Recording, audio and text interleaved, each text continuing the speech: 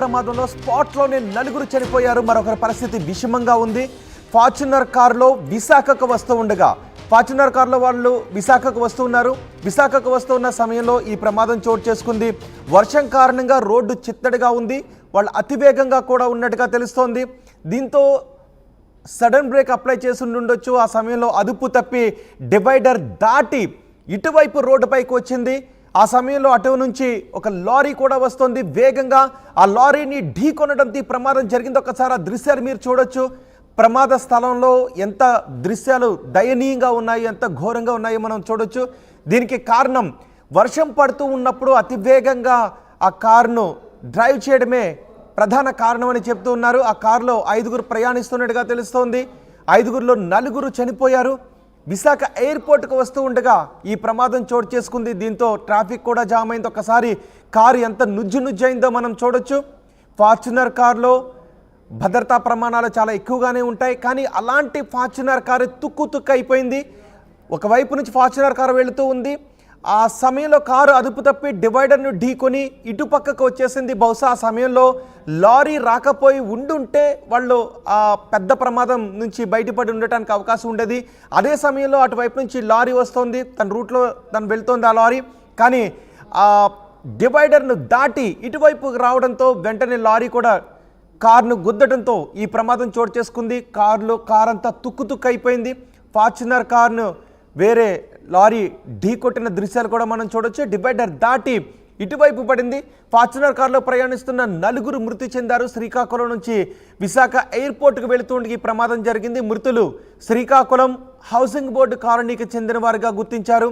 ప్రమాద స్థలంలో వెంటనే సహాయక చర్యలను కూడా ప్రారంభించారు. వాళ్ళని ఆసుపత్రికి, గాయపడ్డ వ్యక్తిని ఆసుపత్రికి తరలించారు. అతని పరిస్థితి ప్రస్తుతం విషమంగా ఉన్నట్టుగా తెలుస్తోంది. విజయనగరం జిల్లాలో ఈ ప్రమాదం చోటు చేసుకుంది. వాళ్ళు శ్రీకాకుళం నుంచి విశాఖకు వెళుతూ ఉండగా మార్గ మధ్యంలో ఈ ప్రమాదం చోటు చేసుకుంది. స్పాట్లోని 4 చనిపోయారు. మరొకరి పరిస్థితి విషమంగా ఉంది. ఫార్చునర్ కారును వేరే కారును ఢీకొట్టి ఆ తర్వాత డివైడర్ దాటి ఇటు సైడ్ పడటంతో ఆ తర్వాత మళ్ళీ ఆ కారును లారీ ఢీకొట్టింది. వేగంగా వస్తున్న ఫార్చునర్ కార్ అదే రూట్లో వెళ్తున్న మరో కారును ఢీకొట్టి ఆ తర్వాత డివైడర్ని ఢీకొట్టి ఇటువైపు వచ్చింది. ఆ తర్వాత లారీ ఆ ఫార్చునర్ కారును ఢీకొట్టడంతో ప్రమాదం మరింత పెరిగిపోయింది. ప్రమాద స్థలంలో దృశ్యాలు చాలా హృదయ విదారకంగా ఉన్నాయి. మా ప్రతినిధి రాజేష్ ప్రస్తుతం ప్రమాద స్థలం దగ్గర నుంచి పూర్తి సమాచారం అందించడానికి సిద్ధంగా ఉన్నారు. అక్కడికి అంబులెన్సులు తీసుకొచ్చారు. స్ట్రెచర్ పైన మృతదేహాలను తీసి బయటకు తరలిస్తూ ఉంటే ఆ దృశ్యాలన్నీ కూడా చాలా హృదయ విదారకంగా ఉన్నాయి. రాజేష్, ఈ ప్రమాదానికి కారణం ఏంటి?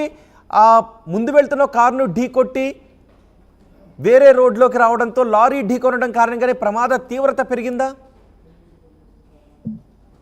రోహిత్, ఈ ప్రమాదం అయితే మాత్రం చాలా దారుణం అని చెప్పొచ్చు. ప్రధానంగా చూసుకుంటే ఏదైతే ఈరోజు విజయనగరం జిల్లా భోగాపురం ప్రాంతానికి చెందినటువంటి పోలిపల్లి ప్రాంతంలో ఉన్నటువంటి పెట్రోల్ బంక్ దగ్గరగా వచ్చేటప్పటిసరికి అయితే మాత్రం ఒకసారిగా ఫార్చునర్ కారు అయితే అదుపు తప్పి ఈ రోజు లారీని ఢీకొట్టిన ఘటన అయితే మాత్రం చోటు చేసుకుంది. ఈ ఘటనలో అక్కడికక్కడే సుమారుగా 4 మంది అయితే మాత్రం అక్కడికక్కడే చనిపోయిన పరిస్థితి కనిపించింది. అయితే వీళ్ళంతా కూడా విద్యార్థులకి అయితే మాత్రం పోలీసులు అయితే గుర్తించాడు. అయితే వీళ్ళంతా కూడా ప్రజెంట్ అయితే శ్రీకాకుళం నుంచి విశాఖపట్నం SBI ఎగ్జామ్ రాయడానికి కొంతమంది వెళ్తున్నారని అయితే మాత్రం సమాచారం అయితే వస్తుంది. ఈ నేపథ్యంలోనే అక్కడ అదుపు తప్పి ఈరోజు ఆ లారీని అయితే ఢీకొట్టినటువంటి పరిస్థితి మాకు కనిపించింది. ఈ మృతుల్లో ఒకరు కౌశిక్ గాను, అలాగే మరి కొంతమంది చూసుకుంటే ప్రధానంగా అందులో ఒక మహిళ కూడా అయితే ఉంటున్నారనే వాళ్ళైతే చెప్తున్నటువంటి పరిస్థితి మాత్రం కనిపించింది. ప్రధానంగా చూసుకుంటే కౌశిక్ వడ్డే అభియాన్, అలాగే వడ్డే మణిమాల, అయితే ఈ 3 కూడా అక్కడికక్కడే స్పాట్ లోనే చనిపోయారు అని చెప్పారు. అదే విధంగా ప్రధానంగా చూసుకుంటే ఏదైతే ఆ డ్రైవర్ ఎవరైతే ఉన్నారో ఈ జేసెస్ అయితే మాత్రం కాసేపు అక్కడ ప్రాణాలతో కొట్టిపెట్టలాడి చనిపోయినటువంటి ఘటన కూడా చోటు చేసుకుందని అయితే మాత్రం చెప్తున్నటువంటి పరిస్థితి కనిపించింది. ప్రధానంగా ఇటువంటి ఘటన అయితే మాత్రం ఒక హృదయ విదారకంగా అయితే మాత్రం ఆ ప్రాంతంలో అనిపించింది. ప్రస్తుతానికి అయితే మాత్రం ఆ బాడీని అయితే మాత్రం విజయనగరం ప్రాంతీయ ఆసుపత్రికి అయితే మాత్రం పోస్ట్ మార్టం నిమిత్తం అయితే తరలించారు. ప్రస్తుతానికి అయితే పోలీసులు కూడా ఈ కేసు నమోదు చేసి అయితే ఒకవైపు దర్యాప్తు అయితే మాత్రం ముమ్మరం చేస్తున్నటువంటి నేపథ్యం అయితే ఉంది. గాయపడిన వ్యక్తి పరిస్థితి ఏంటి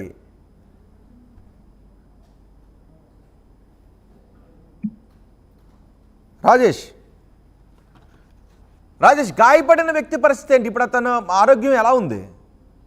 ప్రజెంట్ గాయపడే వ్యక్తి కూడా కాసేపు ప్రాణాలతో కొట్టుమిట్లాడే స్పాట్ లోనే మరణించినటువంటి పరిస్థితి కూడా ఉంది. రోహిత్, ప్రధానంగా చూసుకుంటే ఇటువంటి నేరాలు అయితే మాత్రం ఏదైతే నేషనల్ హైవే 16 గా ఉన్నటువంటి ఆ ప్రధాన రహదారి వద్ద అయితే మాత్రం ఇటువంటి తరచుగా జరుగుతూనే ఉంటాయి. ఈ రోజు ఇటువంటి ప్రమాదం జరగడం పట్ల అయితే మాత్రం ఒక్కసారిగా ఆయా ప్రాంతాలకు సంబంధించిన ప్రజలంతా కూడా ఒకసారి భయభ్రాంతులకి అయితే గురైనటువంటి పరిస్థితి ఉంది. అంటే ఉదయాన్నే ఇటువంటి ఘటన అయితే మాత్రం చోటు చేసుకోవడం పట్ల అయితే మాత్రం తీవ్రంగా అందరినీ కలిసివేసిందని చెప్తున్న పరిస్థితి కనిపించింది. అయితే ప్రధానంగా చూసుకుంటే ఏదైతే ఈ యొక్క ప్రమాదంలో మరణించినటువంటి వాళ్ళంతా కూడా ఒకే కుటుంబానికి చెందినటువంటి ముగ్గురు ఉండడంతో ఒక్కసారిగా కుటుంబంలో విషాద ఛాయలు అయితే అలుముకున్నాయని అయితే మాత్రం చెప్పొచ్చు. ఈ నేపథ్యంలోనే ఆ డ్రైవర్ కూడా అక్కడికక్కడే మృతి చెందారు. అదే విధంగా దానికి సంబంధించిన మాత్రం ఆ లారీ డ్రైవర్ కూడా ఒకవైపు అయితే మాత్రం తీవ్రమైన గాయాలయ్యి ఒకసారి మరో కారును ఢీకొట్టే ఆ తర్వాత డివైడర్ ఢీకొట్టిందా? ఆ కారులో ఉన్న వాళ్ళ పరిస్థితి ఏంటి?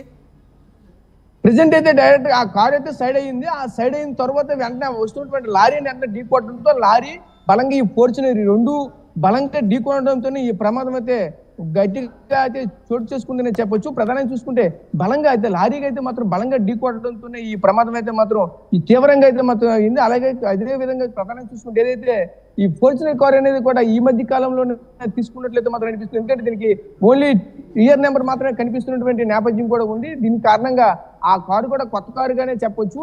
అయితే ఏమైనా బ్రేకులు ఫెయిల్ అయ్యాయా, లేదంటే అదుపు తప్పిందా, లేక అక్కడ ఏం జరిగింది అనేది విషయం అయితే మాత్రం పూర్తిగా సమాచారం అయితే ఇంకైతే రాలేదు. ప్రధానంగా చూసుకుంటే ఏదైతే దీనికి సంబంధించిన సమాచారం చెప్పడానికైనా సరే ఆ డ్రైవర్ అయితే మాత్రం మృతి చెందడంతో అసలు ఏం జరిగింది అనేది కూడా అసలు తెలియని పరిస్థితి మాత్రం ఉంది. దీనిపైన మాత్రం ఆ భోగాపురం పోలీస్ స్టేషన్ పరిధిలో ఉన్న పోలీసులు అంతా కూడా దానిపైన అయితే కేసు అయితే నమోదు చేసి అయితే దర్యాప్తు చేస్తున్నటువంటి నేపథ్యం అయితే ఉంది. ఈ క్రమంలోనే అక్కడ ఉన్నటువంటి చెల్లచెదురుగా పడి ఉన్నటువంటి ఆ మృతదేహాలను అయితే మాత్రం పోస్ట్ మార్టం నిమిత్తం అయితే ప్రభుత్వ ఆసుపత్రికి అయితే తీసుకొచ్చినటువంటి పరిస్థితి మాత్రం ఉంది. కాసేపట్లో పోస్ట్ మార్టం కూడా జరిగే అవకాశం కూడా కనిపిస్తుంది. రోహిత్, రైట్ రాజేష్, విజయనగరం జిల్లాలో ఘోర రోడ్డు ప్రమాదం జరిగింది. అక్కడ వర్షం పడుతూ ఉంది, రోడ్డు చిత్తడిగా కూడా ఉంది.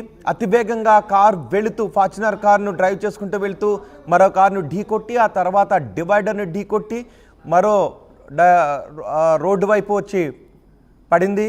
ఆ సమయంలో లారీ వెళుతూ ఉంది వేగంగా. ఆ లారీ కారును ఢీకొట్టడంతో ప్రమాద తీవ్రత మరింత పెరిగింది. కారులో 5 మంది ఉన్నారు.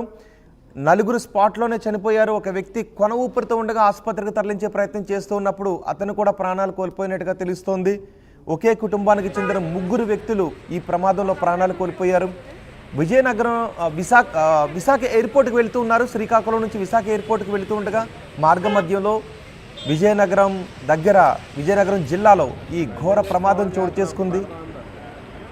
ఎవరైనా వాహనాల్లో వెళ్ళేటప్పుడు రోడ్డు చిత్తడిగా ఉన్నప్పుడు దయచేసి కొంచెం వాహనాన్ని నెమ్మదిగా వెళ్ళండి. ప్రమాదాలు జరిగితే ఎంత తీవ్రంగా ఉంటాయో ఈ ప్రమాదం మరోసారి నిరూపిస్తోంది. వాళ్ళ కుటుంబంలో ఇప్పుడు తీరని శోకాన్ని మిగిల్చింది ఈ రోడ్డు ప్రమాదం.